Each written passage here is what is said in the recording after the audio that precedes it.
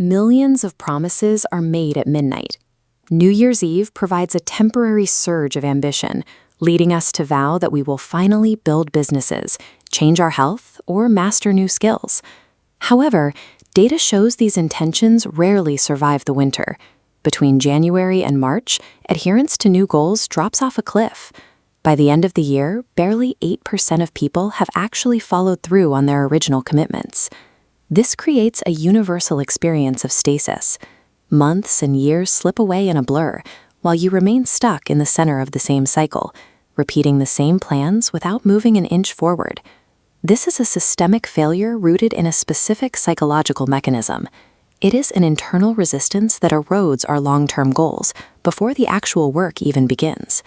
When we fail to act, we usually reach for a calendar. We convince ourselves that the solution is a better schedule, a more rigid to-do list, or a new productivity app. Research published by BBC WorkLife suggests this is the wrong diagnosis. For many, chronic delay has nothing to do with how we manage our time. The evidence points to a failure in emotional management. The brain is not trying to avoid the physical labor of the task itself. It is attempting to escape the psychological discomfort, the perceived pressure, and the fear of judgment associated with that work. Traditional productivity tools often fail because they target the symptoms of a clock, while the cause is an active emotional avoidance strategy embedded in our own psychology.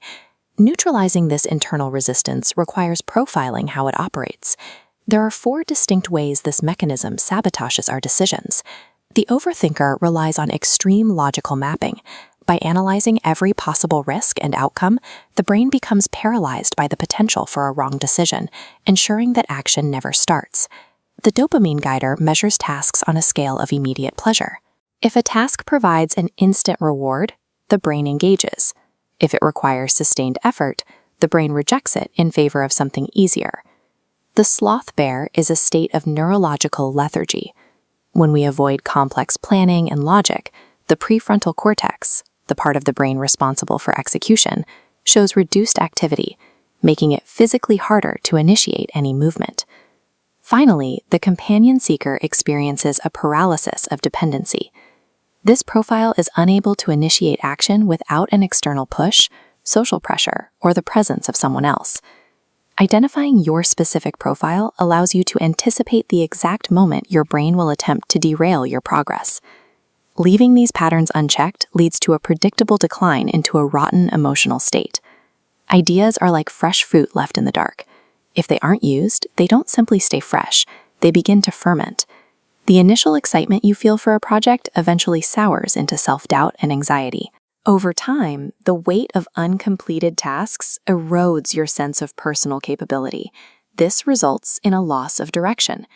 By delaying minor actions, we miss the small turns on our life's path, eventually looking up to realize we are miles away from where we intended to be. Persistent delay replaces our sense of agency with a permanent state of guilt, making the eventual return to action feel almost impossible. Willpower alone cannot fix a neurological habit.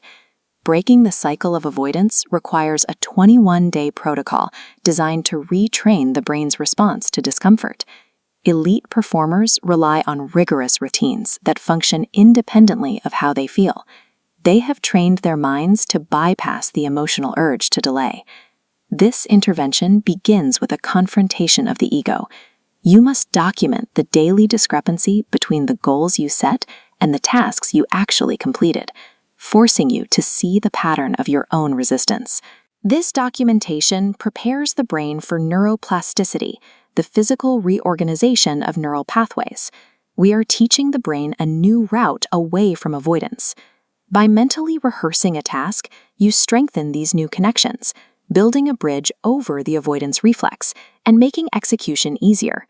These new pathways must be reinforced in a mental environment before the brain will trust them enough to act on them in the real world. The final requirement is proof. Your brain does not respond to inspirational messages. It only responds to undeniable, documented evidence of action. To generate this evidence, you must lower the emotional entry barrier to almost zero. Instead of a massive goal, aim for a 5-minute victory. These small, proven actions provide the data the brain needs to believe you are capable of execution. Mastery is the result of stacking these small, proven actions over time until the habit of doing becomes stronger than the habit of waiting. Reclaiming your time will be uncomfortable. Growth is found in the friction of doing the things your brain is currently wired to avoid.